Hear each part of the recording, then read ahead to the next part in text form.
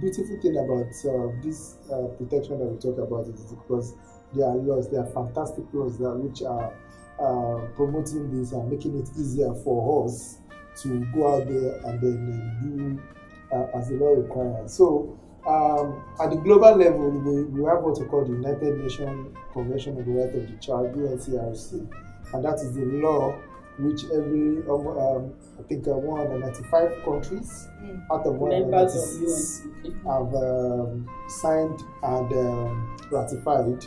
I mean, all the 196 have signed, but only one country have not ratified.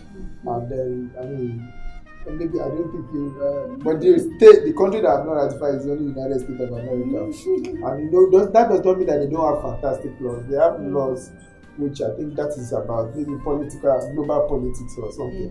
So that is the global document which seeks to protect the right of children all across the world. And Nigeria is a signatory to that treaty, and it also have also ratified it.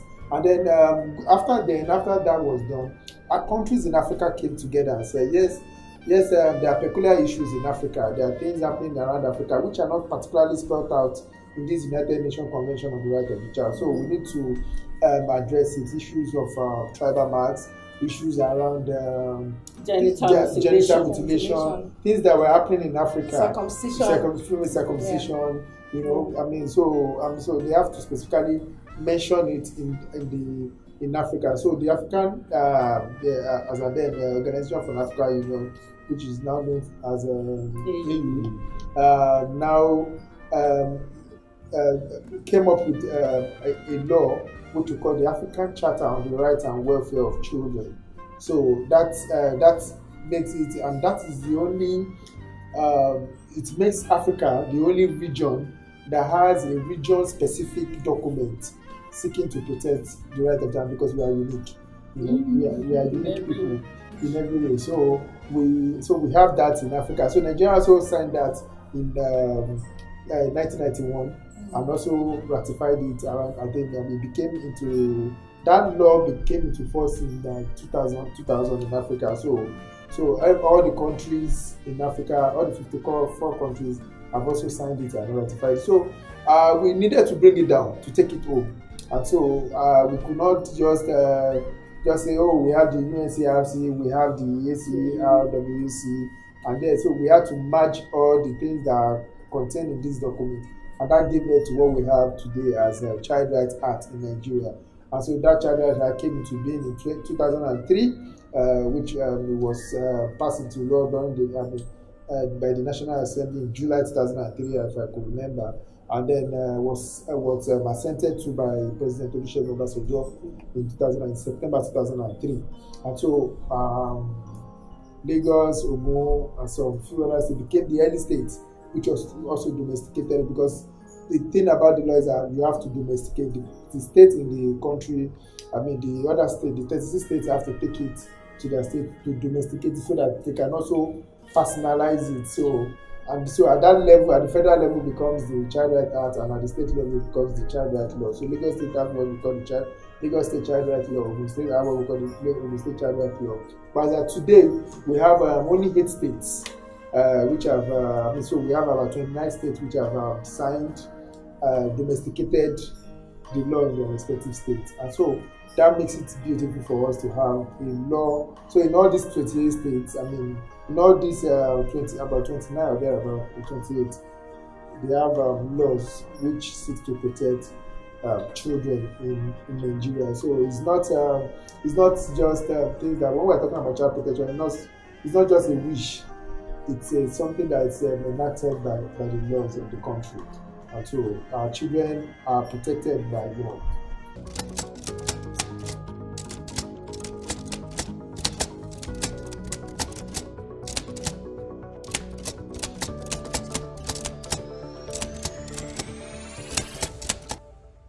You could sue any institution, you could challenge anybody, because there are provisions in that law. And we talked about child protection, which was about child survival. I mean, the 4 aspects of which you call the categories of rights of children: right to development, right to development, education, right to survival, right to protection, and right to participation. So all these the laws has several. When a child commits an offense, what is supposed to be done to the child? Because a child that commits an offense is not meant to be treated like a child, like an adult. So there are different ways. And a special child, like a child even with disability, is meant to be given special care compared to a child that is able-bodied. So there are provisions in this law which takes care of all these things. The way shelters need to be run. Orphanages, the way it's there in the law, how they should be run. If you want to seek for adoption, fostering children, the law permits people who are not families of children to take in children, but to take them into their homes and take good care of them. But there are provisions in the law which are also there. So there are a whole lot that the law make provisions for. So it's just for us to make good use of these laws.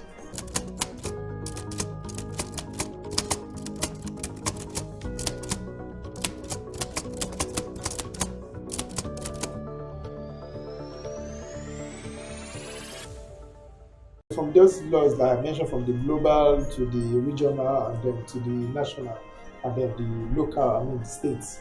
So there are all these laws. There is what we call the guiding principles for them. That in these laws, these are the things that are guiding these laws and the implementation, even from preparation to implementation. Really. So the first of them is the principle of the best interest of the child. That in everything that is done, that the best interest of the child must be considered, this means that when we say the best interest of the child, it does not mean the wish of that child, or it does not mean the wish or what the parents want for the child. It does not mean what the community wants for the child. It means that what the child will need to be able to develop into functional adults. And so when the child, it means that the things that the child will need to have a normal childhood, a better childhood. And so when he or she becomes an adult, he's able to function very well in the society. So it's not about things that I desire as a person towards the child. So, and a typical example of things that go on in the environment is when somebody encounter a child that is stolen, and then, or maybe, okay, let me not use, there's something that is going on, and I think there's a video of a small boy who is with the mother, and he was carrying a bottle of beer. Yes. I think so. That video is circulating. It's a principle of best interest says that kind of video is not supposed to be circulated because it is not in the interest of that child. Because adults have responsibilities towards children. It's not the child that have responsibilities towards adults. So the adults around there ought to have stopped that child from taking alcohol. And so we need to protect that child because that child is not the one really committing that offense. It is the adults who have failed in their duties. So, and then this child is going to grow up and become an adult, and is going to get to position of authority, position of power, and the rest. And then this child may become embarrassed by that situation, which he at that level did not have control over. And so, as a result of that, when we are looking at the principle of best interest, that it is not in the best interest of that child to display such picture or videos in the public, to have it in the public, because it could harm the child in the future, and it could the future is even here, because that child, the particular video we're talking about is of a child of I think the child is more than 3 years old. Yes, like so this child could get to age 7 and then sees such video, and then it could either make that child lose his sense of seriousness, as in acting like, or it could also make the child feel looking for. The child could now begin to even do that more, because at least I've been doing this when I was 3. Now I'm a big boy, I can do it better. It becomes a habit. So but if he never had that experience, even if they are saying it, but he never sees the video, but at least now he will be seeing it. He will see himself. When I was little, I've been drinking. You don't know anything. You're a small boy, on the other side, it could affect his self-esteem. Yes, it could affect his self-esteem. And then the principle of best interest also says that, because we know that, yes, adults, you want to drink, because we know that alcohol affects the well-being of the child, it affects the health of the child, it affects the brain, the way the brain of the child functions. And so a child should not be exposed to alcohol and be allowed to take alcohol. So because of that, it is not in the best interest, because it's going to affect the functionality of that child in future. So the principle of best interest is looking at that we do things for the child, that those things are going to help the child become a better person, and also have a childhood that is deserving. That is the kind of childhood that the child deserves. So that is the first principle of which guides everything that we do for the child. All the laws, when they were preparing it, they had to consider the principle of best interest of the child. That even, yes, if we say that a child that has committed an offense, should we go and put the face of the child in the public? No, because I always say this, that what happens to somebody like a notorious robber who has become born again today? And so it means that the child has opportunity to be reformed, to get better, to be rehabilitated. So why now go forward to expose that child to the public? So when that child now becomes someone better, the damage has been done, the image has been destroyed. And so the principle of best interest is saying that all these actions that we take that are not in any way helpful to that child, to the present and the future of the child, we must retrace our steps and begin to do things that help the future, the well-being of that child, and then something that will make the child become a functional adult in future. And so apart from that, we also have the other principles, which we have a principle of non-discrimination. We also have principle of survival and development, and we also have principle of participation. I'm going to break them one by one. The four principles are principle of best interest of the child, principle of survival and development, principle of non-discrimination, and principle of participation. So I mentioned earlier the principle of best interest of the child. The principle of survival and development is basically saying that every child should be allowed to enjoy his or her right to life. No child should be killed. No child should be denied access to things that will make his or her well-being, that will enhance his or her well-being. That is, the child should be able to have. Every child should be able to have services, to enjoy services, medical services, shelter, birth registration, or vaccination when he or she is being given birth to, and things that could, good water, good food, not just food, not just anyhow food, nutritious one. And so they say that, so the principle of survival and development saying that for the child to be able to contribute well in the society, the child will need opportunity to, we need access to things that will help him or her, that will aid his or her mental, social, moral development, so that he could be able to, because the child will become an adult, and then the child will have to relate with other people in society, the child will have to do business, the child will have to also be custodian of others, will also be a parent, will become an adult to also be whether direct biological parent or the other way, and then so the child needs all these lessons or guide that will enable him acquire all the knowledge or skill that he or she will need. So it is for the child to function well. The principle of best interest is saying that the child must must be given all the services that he or she needs, not to die or not damage, so that he will not lose his or her life.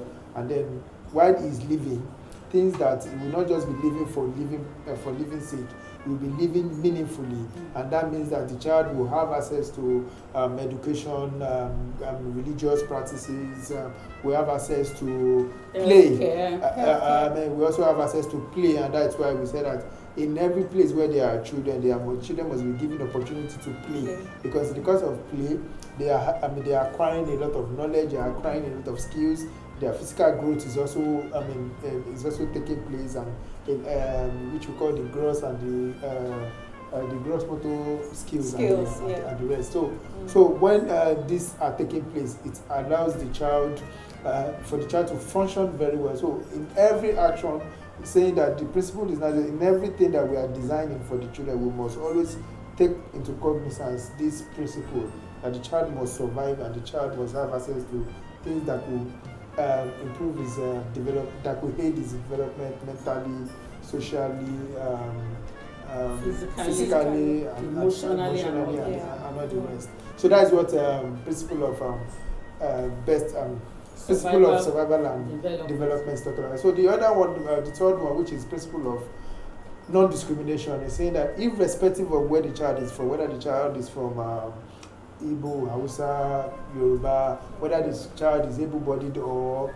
living with disability, whether the child is black or white, whether the child is from Cotonou but is living in Nigeria, as long as it's on the soil of that country, that the principle of non-discrimination means that nobody should discriminate against that child. Whether the child has committed crime or the child has not committed crime, it does not mean that nobody should discriminate against that child. That child should be given access to, and that's why in the correctional facilities, the child there must be given education like a normal child in this, at home. Yeah. Whether that child has committed an offense, the child should, even when the child is in that correctional facility, is supposed to enjoy all the benefits of being a child.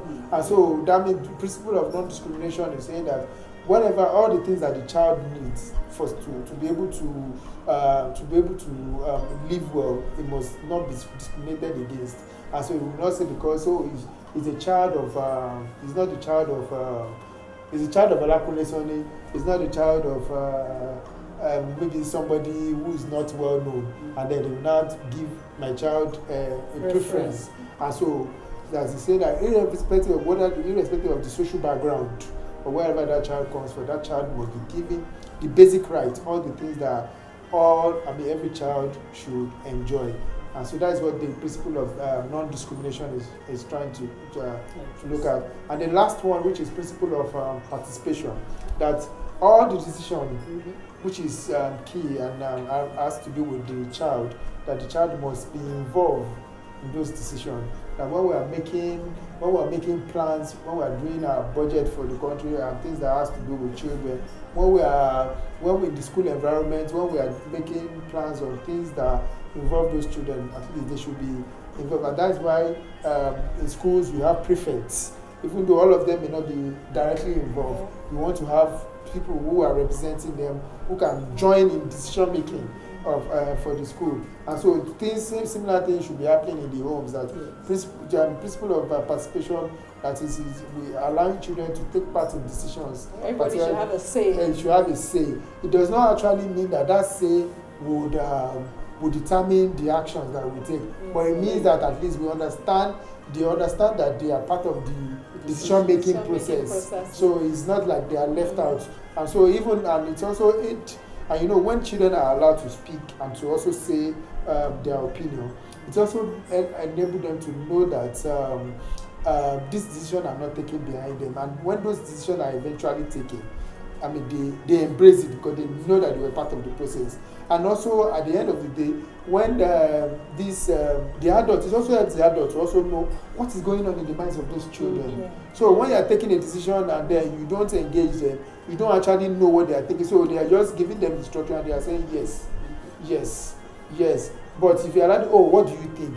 Do you think it's they now heard their opinion, then you understand that, if you have not asked that question, that means if you tell them to go and do, they'll just do it for doing sake.